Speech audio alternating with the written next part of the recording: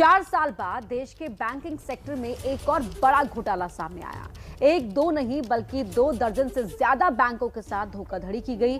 आंकड़ा इतना बड़ा है कि बैंकिंग घोटाले के सारे रिकॉर्ड टूट गए। फिलहाल सीबीआई ने मुकदमा दर्ज कर जांच शुरू कर दी है और जल्द ही जांच में दूसरी एजेंसियां भी शामिल हो सकती हैं।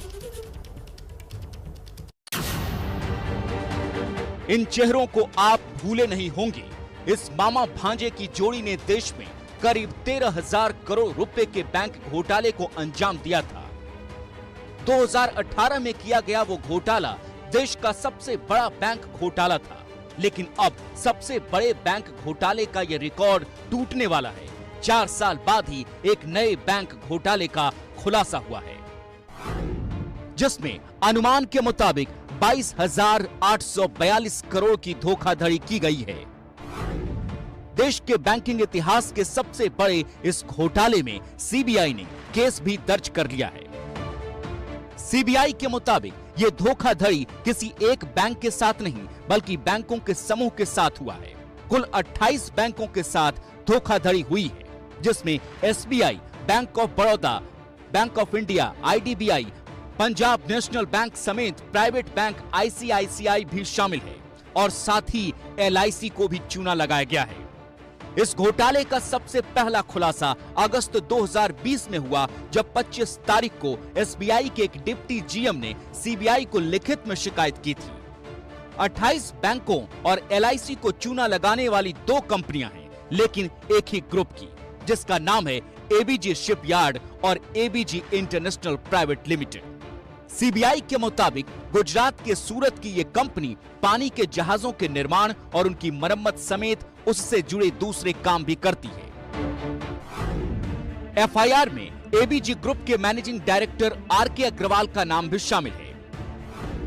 इसके अलावा कंपनी के एग्जीक्यूटिव डायरेक्टर, कई दूसरे डायरेक्टर और कई सरकारी अधिकारी के नाम भी दर्ज हुए हैं।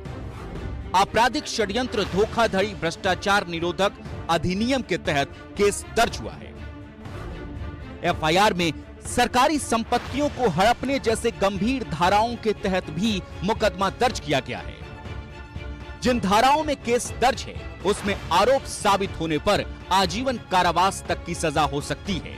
अब एबीजी कंपनी पर आरोप क्या है, ये जानिए। एबीजी कंपनी ने बैंकों के समूह से लोन लिया और साथ ही कई तरह की क्रेडिट सुविधाएं भी। बैंकों से मिले पैसे को इस कंपनी ने अपनी सहयोगी कंपनियों के जरिए विदेशों में भी भेजा। बैंकों से लोन लिए पैसे से विदेशों में जायदाद और शेयर खरीदे गए। नियमों को ताक पर रखकर लोन के पैसों को एक कंपनी से दूसरी कंपनियों में भेजा गया। बताया जा रहा है कि एबीजी कंपनी ने अपने बनाए जहाज विदेशों में भी बेचे हैं, लेकिन कंपनी ने तमाम नियम कानूनों को ताक पर रखकर बैंकों के ग्रुप को हजारों करोड़ का चूना लगाया। एफआईआर के मुताबिक एबीजी कंपनी के चलते एसबीआई को 2,468 करोड़ रुपए का नुकसान हुआ है, तो एलआईसी को भी 136 करोड़ का चूना लगाया गया है। बैंकों के ग्रुप के साथ कुल 22,842 करोड़ की धोखाधड़ी हुई है।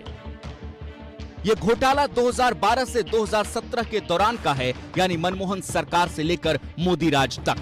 सीबीआई ने इस मामले में मुकदमा दर्ज करने के बाद 13 जगहों पर छापेमारी की, जहां कई आपत्तिजनक दस्तावेज बरामद हुए हैं।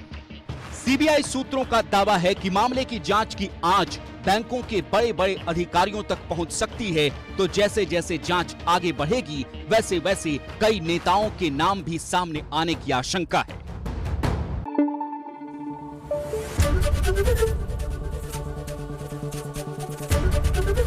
एबीपी न्यूज आपको रखे आगे।